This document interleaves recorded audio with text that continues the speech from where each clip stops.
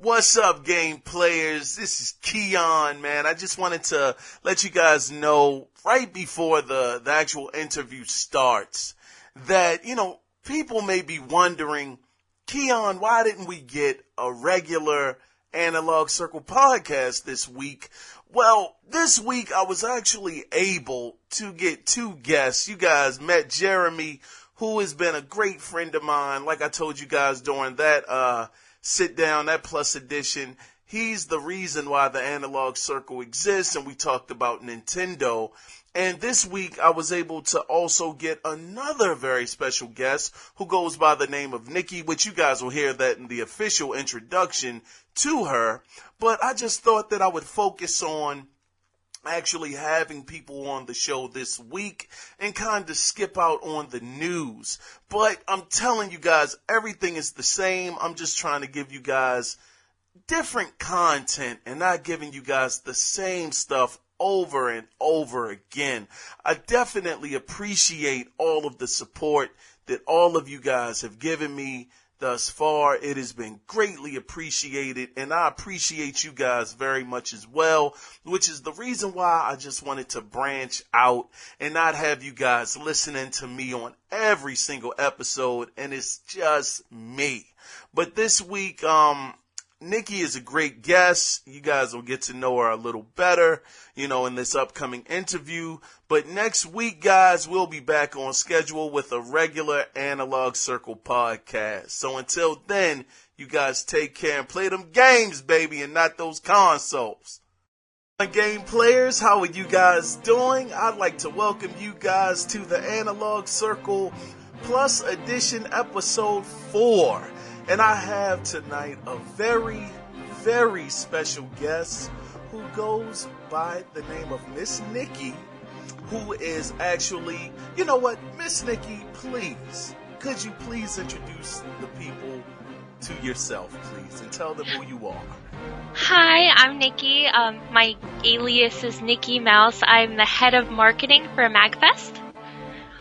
Very, very nice to meet you, Miss Nikki. Now, I remember, like I was telling you just a few minutes ago, we had another guest on by the name of Nicholas, who also was with MagFest, who went into some very, very great details about what you guys are into and, what your movement is all about.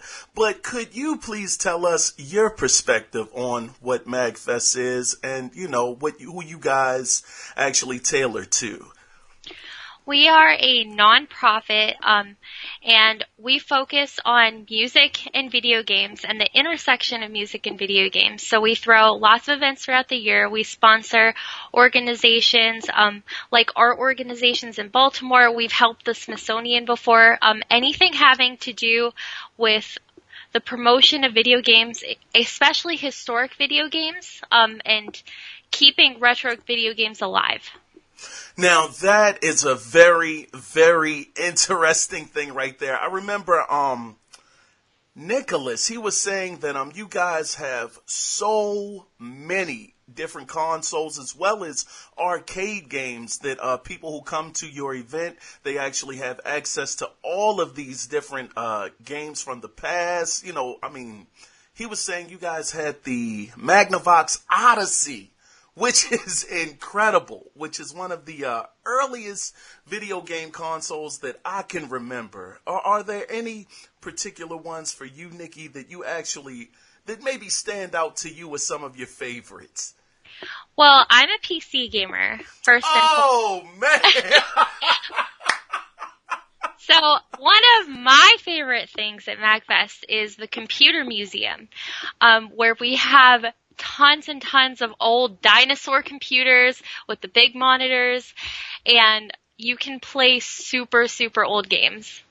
Oh my goodness. Now you just took me back. I used to be a PC guy. I really was back in maybe like the 90s, like 93, 94, around like the King's Quest era and Doom and all of that stuff. But I kind of shied away from it around like the mid 90s because it started getting a little too expensive for me to keep up with. But that does bring back fond memories of games that you had to play on MS-DOS. I mean, way back when you had to type in the, what was it, the A drive or something like that to get the game to actually boot up and work. So that is very interesting. See, I didn't know that you guys also had PC games as well. I thought it was just the arcade scene as well as the regular gaming console. So that's another layer on top of what you guys already have. Well, go ahead. Yeah, we also have a huge LAN room too. That's where I spend a lot of my time because I also do shoutcasting for League of Legends in my spare time when I'm not working elsewhere at MagFest. But you can bring your own PC. We have a check-in system so it can stay there all weekend and it'll be kept safe. And we have hundreds and hundreds of people bring in their PCs and just game together. That is awesome. You know, that is a very, very special thing to actually have the gaming culture, having an event that everyone can come to, whether you're a console gamer, you play in the arcade, or you're a PC gamer, to have that kind of atmosphere where you're basically meshing all gamers together in one place is incredible. That is awesome. Plus, we have tabletop and LARP. So literally anything, any kind of gamer, as long as you play games, you have a place to go at MagFest. It's truly a one-of-a-kind event. That is awesome. Now, I do remember, Nikki, and I hope I'm not jumping the gun here. I really hope I'm not. But I do remember you were telling me that you guys actually are branching out to the West Coast, to California, with an event as well. We are this year. We're doing Mag West. That's our little cute pun. I like that. I like it. Our slogan this year is "Gotta Go West" because we have a certain blue hedgehog theme. No copyright intended. And that will be August 25th through the 27th in Santa Clara, California. That is awesome. That's fantastic. So I remember when I was talking to Nicholas, I'm just trying to give you some backstory here, so please just bear with me. I was talking to Nicholas, and he said that you guys actually, when you first started out, I believe, and correct me if I'm wrong, he said you guys started out in Virginia. Mm-hmm. This is correct. Wow. Was it, Roanoke keeps coming to my mind. I don't know if that's where you guys started or where it maybe ended up after a few years. No, around there, yeah. That's great. So you guys actually started in Virginia and are now to the point where you guys can actually travel to a whole nother coast. That is fantastic. That's great growth. Yeah, we're incredibly excited. We've had smaller events out there. Like last year we had a concert out in Denver, but nothing of this scale. So it's gonna be an adventure for sure. Wow. Now, I know that MagFest, I believe it stands for, and this is so unprofessional of me, but music and gaming? Is that? Yeah. All right. Now, out of curiosity, what kind of music do you guys actually integrate into the actual event? Oh my goodness. Just like with the amount of games we have so many different kinds of music.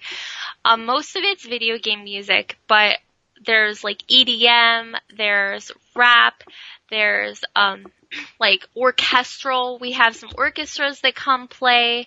And we also have had actual composers for games come. Like, have you heard of Journey? Yes, the game on the PlayStation 3 it debuted, right? Yes. So last year we had the composer from Journey come. We had an orchestra actually play the music from Journey while people were playing it on the screen. And they played the music that went along with that part of the game. Oh my gosh, that is really, really awesome. That is amazing. That's, I guess, kind of similar to what happened at E3 with God of War on the PlayStation 4, how they actually had a live orchestra playing along with the game. That is so neat. Oh my goodness. Also, I had another question for you. Do you guys now? From what I understand, it's actually a 24-hour event where once you are there, you have access to games 24 hours a day. Does that still stand, or would that still be the case over in California with that event? It wouldn't be MagFest if it wasn't a 24-hour event. Yes. Yes. So we're very excited. That's why we always hold it at a venue where we're able to do a 24-hour event. That is fantastic. Wow. So, matter of fact, let me ask you, Nikki, just to get the listeners a little more acclimated with yourself. Now, you said you're a PC gamer, right? First and foremost, but I also play console games. Okay. I don't discriminate. Okay, well, let me ask you, what are some of your favorite games, whether it be on the PC or the console? As I mentioned before, I play League of Legends a lot. My favorite game is The World Ends With You by Square Enix. Oh, okay.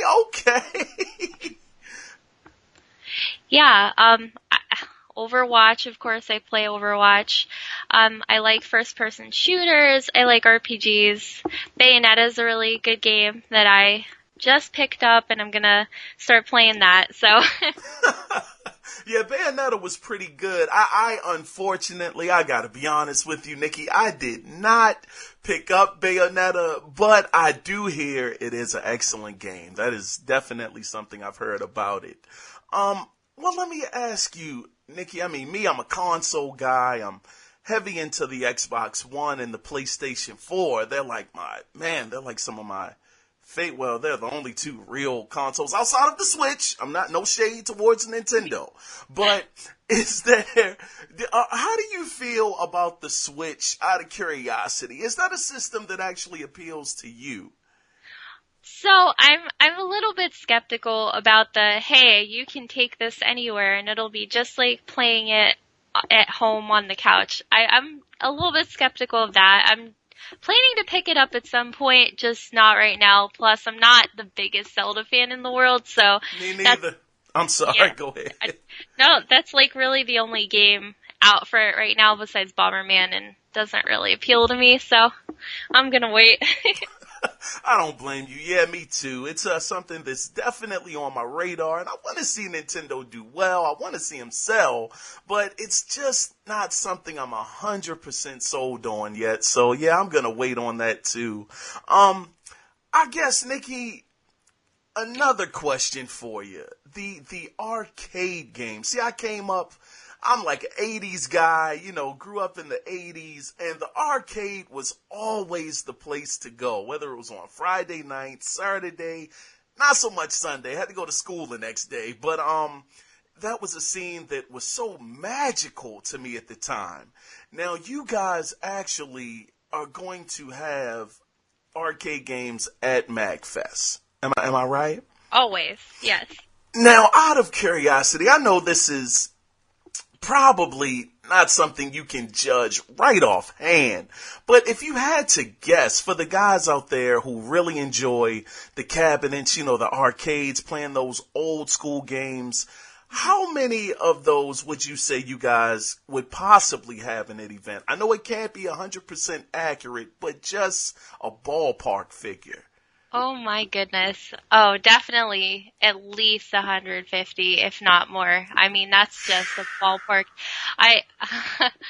We have so many games just as far as the eye can see.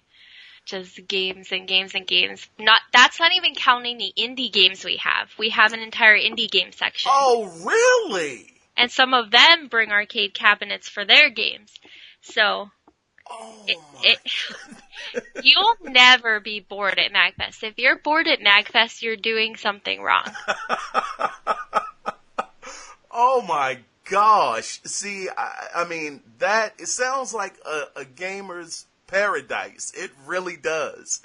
And how many, out of curiosity again, how many days does the event actually last? So the flagship MagFest event that's held in January, that lasts for 4 days, Thursday, Friday, Saturday, Sunday. Usually in the beginning of January. We haven't announced the dates for next year yet. But that's like 90 some hours of entertainment. This year we open up registration on Wednesday night, so. That's great. That is really good to hear. So anyone out in the California area, they can actually sign up on Wednesday, this Wednesday?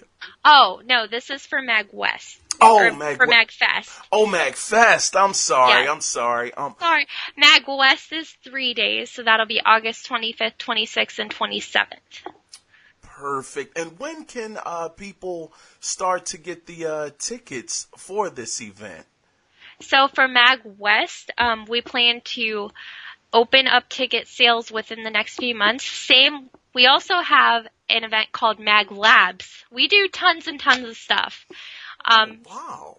So if the beginning of January doesn't work for you and you're interested in creative, innovative ideas, Mag Labs, which is our BioShock-themed event, is going to be held in Virginia in the fall, the weekend after MagWest, so beginning of September. Mm-hmm. And that is going to be more focused on hands-on things. So crafting, making music, anything you can think of that's hands-on in music and video game related, we've got it. Wow. So that would be more, I guess, geared possibly towards someone who actually wants to create, more so on the creative side of the gaming spectrum? Well, there's that, but also, like, say you're a cosplayer and you really like Fire Emblem and you want to recreate the armor. We hope to have some armor crafters who are really good and can teach you methods and have workshops and stuff. We're also still going to have the same concerts, have the same great arcades everywhere. It's just going to be a more hands-on event. Oh, wow. So you guys are going, like, all out. I thought it was totally just gaming based, but you mean actually for people who enjoy the cosplay, you guys are actually trying to show them different techniques and ways to actually make their costumes better in some sense as well. There's that. There's also, last year we had a lock picking guild come in and teach people how to pick locks, like just anything hands-on that's tangentially gaming and music related. We've got it at Mag Labs. It's gonna be super cool. Oh my gosh! I'm actually really amazed. I do not mind telling the listeners. I really had no idea that that was a thing that you guys offered, but goodness, it really seems like anybody who's a gamer, they will find something within any of these events that you guys are having, which is quite amazing. You know, you hear a lot of the time that a lot of game players, they want to go to E3. That's that's like the big show that every gamer wants to get to, to try out the new games and see what's on the horizon and, all of that good stuff. But you guys are really offering something that, to me, in my opinion, now I understand that the games, they might not be as new as the Xbox Scorpio or anything like that. But to me, it's a much better value because you guys are actually able to take gamers, to me, on a journey, through time. Anytime you can go to the beginning, the Magnavox Odyssey, and see where it all began with the sprites. And I don't even think it was 2-bit, to be honest with you, back then. But to be able to go on a journey with gaming and music, that is wonderful. And for it to be 24 hours a day, you have access the whole time you're there. That just sounds amazing. It's like OD almost on video games, which is always a good thing to me. It's always great. It's true. And honestly, MagFest, first and foremost is about community. Like, what other place are you going to be able to walk into an arcade and see someone playing that same obscure game that you've like never seen anywhere else for years, and then walk up to the person playing them, tap it on the shoulder, and start talking to them? Like, these are experiences that MagFest brings. One funny tidbit from this year's MagFest 2017, we had a bunch of Team Skull cosplayers. Like, I'm talking dozens of them, and they all found each other. You know, yeah, they all found each other and were just riding the escalators up and down, doing the Team Skull pose. It's like nothing I've ever seen before. It was fantastic. Oh my goodness, that just sounds so awesome. And you know, you actually hinted on a thing that I think is very important as well. Nowadays, you know, with Xbox Live and PSN, a lot of the time people are playing online. You know, you never get that face-to-face, that actual human interaction with someone, you know, that's playing a game. It's either over the, you know, over the internet and you're actually talking to them over a microphone, but to actually be in the presence of someone, you know, mano a mano, actually, you know, talking and laughing with them and going through a game together, it's a whole nother experience. It really is. It totally is. And especially to forge a connection like that with someone you just met, that's the kind of experience that we try to bring to people through MagFest. Absolutely. And, you know, I actually, you know, I had this, it wasn't really a debate. It was a question that I was, posing to the listeners of the podcast, and I was actually asking them, do we need split screen nowadays? Because back when I was playing on the N64, you know, we used to play GoldenEye, and GoldenEye was fun. It was a great game. But being as though you had that small little screen up on the side, and, you know, your other three buddies had that screen, I said, man, it was a pain in the neck. But the listeners, they actually wanted to keep the split screen because they said that they wanted to, you know, actually be on the couch with their friends and actually, you know, having that interactivity with one another. So it was very important. So I'm only imagining that on the scale that you guys are going to have the event, you know, MagFest or MagWest as well, the scale that it's going to be, it seems like you guys could actually be making it so gamers could actually possibly form long-lasting bonds with these people at these events. Oh yeah. I also I'm in charge of our Twitter account, along with my team, and I see these people just tweet at each other like, I can't wait to see you. It's been a year. Like, you know, these people, they meet at MagFest, and it's their yearly time when they can get together. Just if they want to go out at 3:00 in the morning and play Dance Dance Revolution all night, they can. It's amazing. Yes, indeed. I mean, now I have to tell you, Nikki, I have to be very upfront and honest with you. I was unfortunately not able to make it to this year's MagFest. I live in Baltimore, so I'm not far from the event, but I waited too long to get the tickets. I, you know, wasn't able to get them. But I tell you, I can't wait until next year when I possibly could have another chance to get out there to you guys, because I actually have 3 other friends of mine that actually attended, and they said it was wonderful. They've been going, I think, for the last, I believe they said the last 2, maybe 3 years. I believe they said they've been going, and they just go on a bender. They say every time they go there, they just go on a gaming bender, and they have the best time, you know, coming downstairs, like you said, 2 a.m., playing X-Men, you know, the 4-player arcade game, and it's always somebody that's down there able to play, you know, forging these friendships and just really getting to know people in the community, because that was another thing that I really admired about you guys. When I was talking to Nicholas, he was saying that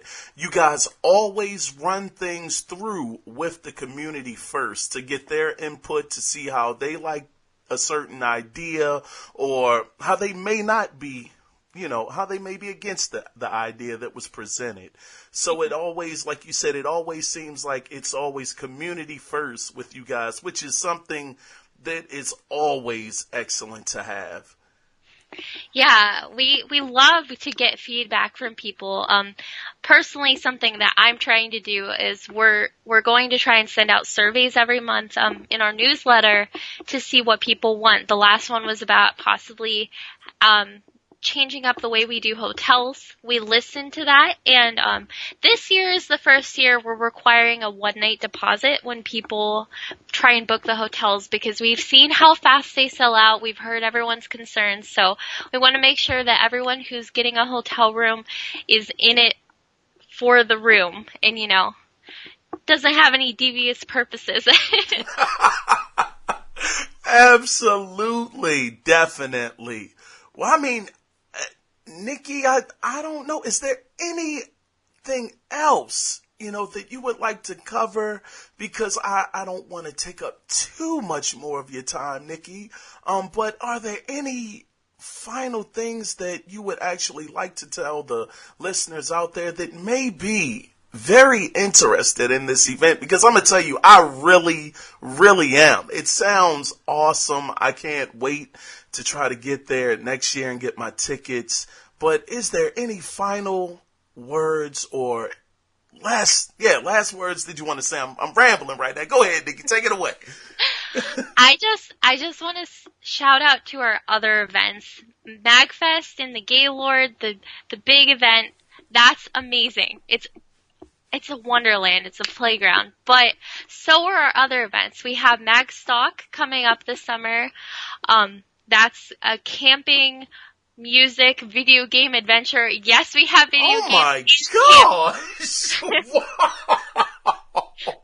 We have Mag Labs, where you can have hands-on experiences, and we're still going to have the 24/7 concerts, the arcades, and all the other cool stuff you're used to from MagFest. And then we have Mag West out in the West Coast, which the people in charge of that, they're going to make it a crazy ride, and I'm so excited to see what they do with it. So definitely check out our other events too, because they're just as fun. They're thrown by the same crew. We love you guys, and we want to see everyone come together. That is excellent. Oh, please give people the information where they can actually contact you guys as well. Oh, absolutely. So our website is www.magfest.org, MAGFEST. Our Twitter is @MagFest. You can find us on Facebook as well. And our website and Twitter and Facebook should have all the info you need. That is excellent. Oh, Nikki, let me tell you, thank you so much for taking the time out this evening to talk with me and talk with the listeners about MagFest. It is so greatly appreciated. I guess with that being said, listeners, you guys know where to go to get the information. This sounds like an excellent event. I would love it if you guys support it. You guys are going to have a great time. I'm very sure of it. So with that being said, guys, this was episode 4 of the Analog Circle Plus edition. I was your host, Keon Mitchell, accompanied by Miss Nikki. And with that being said, you guys take care. Be safe out there. Remember, play the games. It's not about the consoles. It's about the games. Hey, y'all take care, man. We're going to do this again. We're definitely making way. And y'all be on the lookout for another one. Like DJ Khaled. Another one. Y'all take care, man. Bye-bye.